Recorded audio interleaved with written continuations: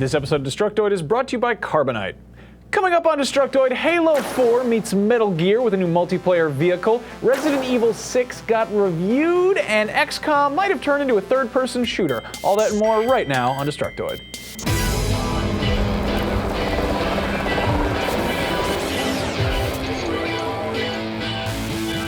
Welcome to Destructoid. I'm Tara Long. Why, yes, Tara, it is a nice shirt. I said nothing of that sort. It is covered with pictures of birds. Does that automatically make it nice? Yes. Okay. Yes. Well, it is a lovely shirt nonetheless. My girlfriend went to Jamaica, and I was like, I demand a Hawaiian shirt. Yes, and she's like, Jamaica is not in Hawaii. And I was like, I don't care. But well, she brought me this back. Now that the novelty has worn off, I hope you never wear that again. I'm going to wear it repeatedly just to make you angry. Hey guys, you're subscribed to our channel, right? Wink, wink, nudge, nudge. So you probably caught the awesome XCOM multiplayer playthrough we did with Garth and Jake from Firaxis Games and our producer Zach. And if you haven't, you should go watch it because we played a full round of the multiplayer in XCOM Enemy Unknown, and I kicked Zach's ass because he sucks. And I also was wearing a tactical vest, so you should probably go watch that. Mm-hmm. That was a plug for a video we did. It's funny because he says he's really good at strategy games, but he's not at all. Yeah. He's like the worst. And he was playing with one of the guys who made the game, but I still defeated him with my lasers. How sad. While we're talking about XCOM Enemy Unknown, that's a thing that we've been very excited about and buzzing about, but there is also that other XCOM game that was sort of revealed at E3 in 2010, sort of looked like a first-person shooter, like Mad Men meets Twilight Princess, kind of a weird vibe to it, and it garnered a lot of weird kind of negative attention because when they showed it off at E3, it doesn't really look like XCOM, and then a year later they showed it off at E3 again, and they were like, no guys, seriously, there's strategy in there. But it still had a lot of people wondering how exactly is it an XCOM game, since XCOM is a strategy game. You know, it's just sort of an alien shooting game, and there's a lot of those. Anyway, since then we've heard nothing about this, not a peep, but now we might know why. Kotaku has obtained some photos that seem to indicate that the game has been turned into a third-person shooter in the same vein as like SOCOM, where you sort of tell guys to go do stuff. And apparently it might be released as a budget-priced downloadable title instead of a full retail game. Oh, and hey, no PC version as well, apparently. Those are the things that we heard. Lovely. The reader who submitted this allegedly obtained this information and screenshots from a 2K survey, and they look pretty legit. Kind of gets the same aesthetic we've seen from the XCOM trailers, except it's in like third person now, and we see some of the game's UI and some of the character modeling. It's I don't like that alien. I don't like it either. I don't know what about it bothers me, but it just looks weird. It all looks pretty underwhelming. And now, bear in mind these aren't official shots, so they might not show off the best parts of the game. But if this is the thing that we're looking at, it's kind of a sad, bad thing. And if this is what the game is going to look like, I kind of wish that they would just, not release it, I mean, obviously they sunk a lot of, time and resources into it, but XCOM Enemy Unknown has a lot of positive buzz around it right now, and everyone's all excited. They're like, yeah, aliens, XCOM, fun, and that's gonna probably possibly revitalize the XCOM franchise, and if 2K's follow-up to that is a watered-down budget version of a game that had negative buzz since it was first announced 2 years ago, I don't know if that's a good idea for them to do that. It's just kind of a tacky thing to do. Yeah. Anyway, that being said, none of this is confirmed, and the game is allegedly being developed by 2K Marin, and they were the team that did BioShock 2, so who knows, hold off on final judgment until we actually see the game for ourselves. Those could just be fan art. Who knows? Who knows? Mysteries abound on the internet. I will hold off on final judgment because you asked nicely. But on the bright side, if it is a crappy game, at least it's a budget title and not $60. Silver lining, everyone. Moving on, with all of the XCOM and Dishonored and Torchlight 2 review incoming, hullabaloo, we've all been neglected to talk about Mists of Pandaria, the newest World of Warcraft expansion. Mercy. I myself have been sober from WoW for about 6 months now, but Destructoid's Chris Carter has been playing the expansion pretty much nonstop, and he wrote up some of his impressions on Destructoid.com recently. Now, it's important to note that the new Pandaren race is playable even if you don't purchase the expansion, but in order to play the monk class, you will need to buy it. The Pandaren do have some built-in perks, like they've got increased cooking skills, decreased fall damage, double well-rested XP, double well-fed bonus stats, among others. Unfortunately, because they are a new race, their lore is not really as richly embedded into the Warcraft narrative as some of the other races. So if you're really into lore, you might find that as a negative. And their starting area, called Wandering Isle, is really, unfortunately, not all that interesting either. The only upside is that you have until level 12 to decide whether or not you want to be Alliance or Horde, which is kind of nice. The new monk class is playable by any race except goblins and worgen. Chris said it's kind of like a mix between a druid and a rogue, but with a few unique moves mixed in. Most notably, they can roll in order to avoid fire or enemy attack. They've also got a handful of, I'm not gonna lie, kind of kung fu style moves. The names of them are Spinning Crane Kick and Flying Serpent Kick, to name a couple. But despite the name, Mists of Pandaria, Chris says the best addition is not the pandas or the mists, although I've heard those are pretty cool. It's actually the pet system.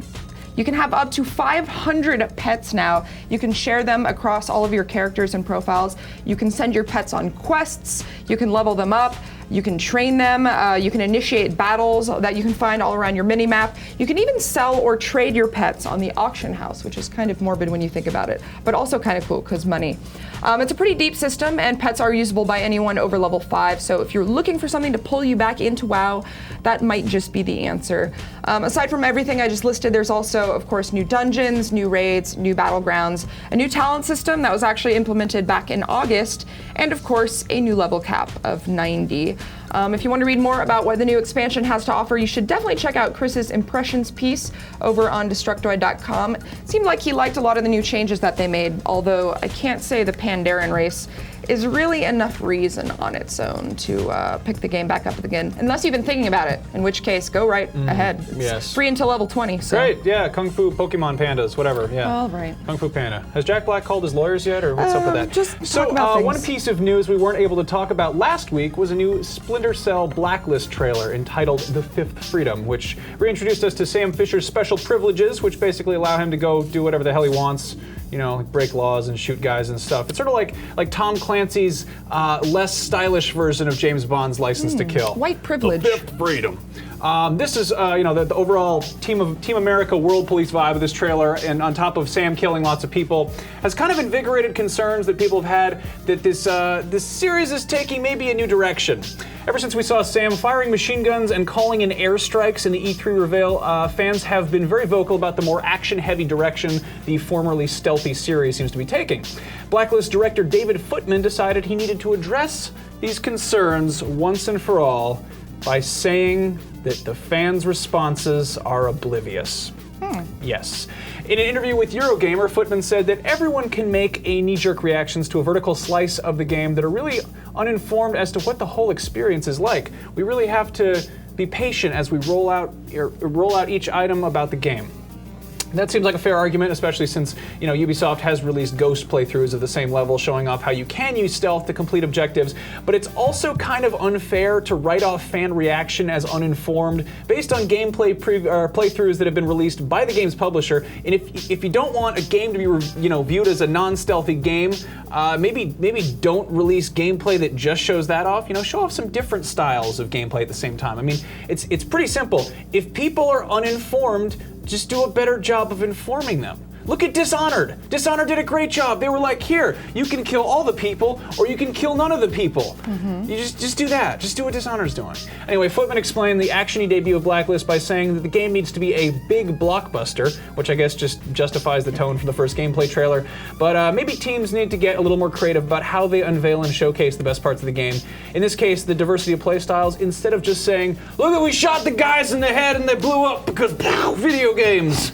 He also said some things, especially about how the game treats violence, torture, and realism. So if those are things that you like to learn about in your video games, you should go read the full story on Destructoid. I'm gonna go read that full story right now. I love violence and torture. Yes, more news. After Borderlands 2 came out, I don't know if you guys know that, came out a couple weeks ago, you probably thought you were done with all the dubstep trailers for a while, right?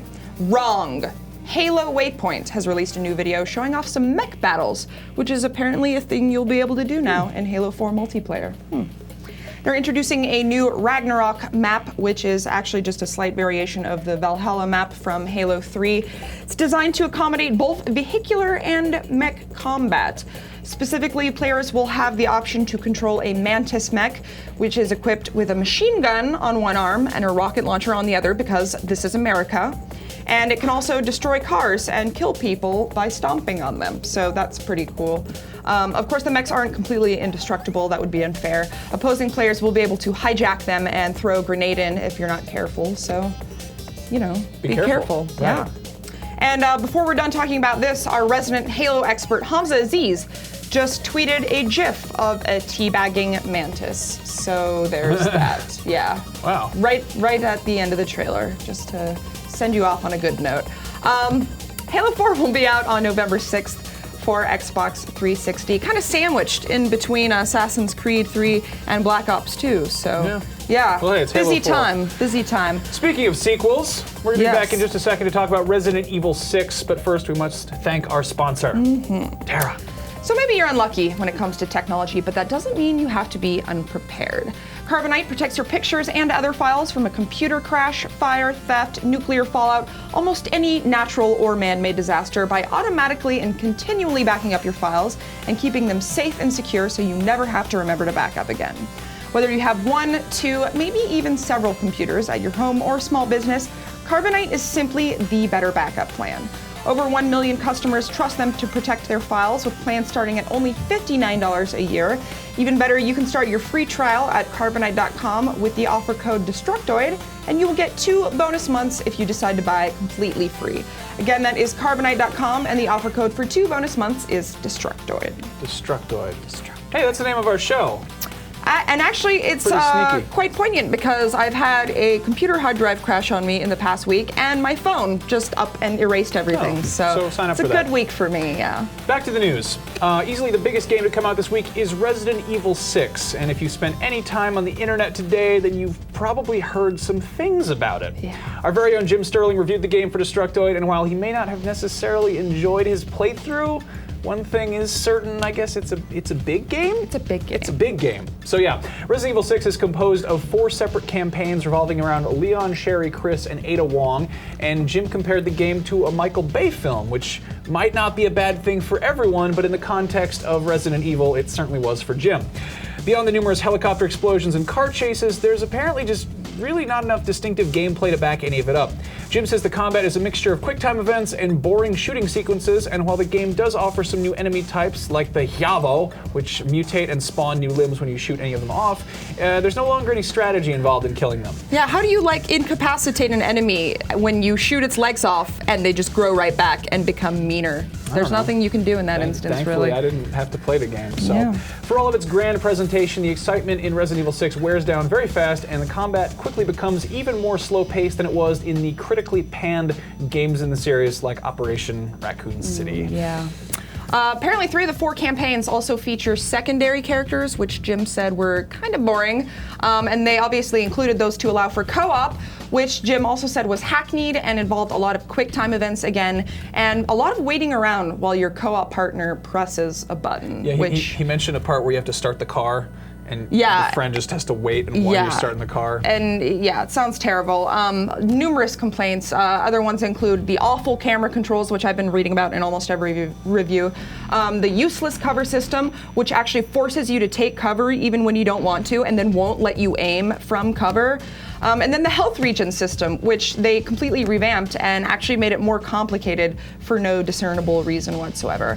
It seems like the only real mainstay that Capcom actually kept from the Resident Evil series is limited ammunition, which obviously worked for other games in the series, but in the case of Resident Evil 6, it just kind of seems cruel. The fact that the menu system is the most visually remarkable part of the game only demonstrates how drab the art direction is, and the environments are sparse with nothing really all that interesting in them. Worse than all of this, however, is the fact that the game simply is not scary. Jim said between all 4 campaigns, there wasn't a single shocking moment to be had, and oddly, the most enjoyable parts came from the mercenaries and the agent hunt modes, because at least he says in those the combat is fast-paced and there's no contrived plot there to weigh you down. All in all, Jim gave the game a 3 out of 10 and said, quote, "If any consistently good thing can be said of Resident Evil 6, it's that it has made Paul W.S. Anderson's film adaptations look like fine works of art in comparison." And I have seen several of those, And I have to say, I have no interest in playing this game anymore. You guys can read Jim's full review over on Destructoid.com. And hey, since you're already on YouTube, may as well go check out our video review for Resident Evil 6. Well, not yours and mine. It was actually written by Miguel Concepcion, Normal Mode on Twitter, and Anthony narrated that. You can find that over on youtube.com/rev3games. Again, kind of poor reviews all across the board here. Honestly, really disappointing. From what I've heard, comparing it to a Michael Bay movies, that's not fair to Michael Bay. Yeah. Paul W.S. Anderson, though, he asked for that. I don't know. I've seen some Michael Bay movies. Yeah. So on that note, it's time to wrap up this episode. But first, you should go follow us on Twitter. I'm Max Scoville. She's Tara Longest, and together we hold each other closely and form the Destructoid Show. We'll be back here on Wednesday. You guys take care of yourselves. Go buy some shirts with birds on them or something. We love you. Good night.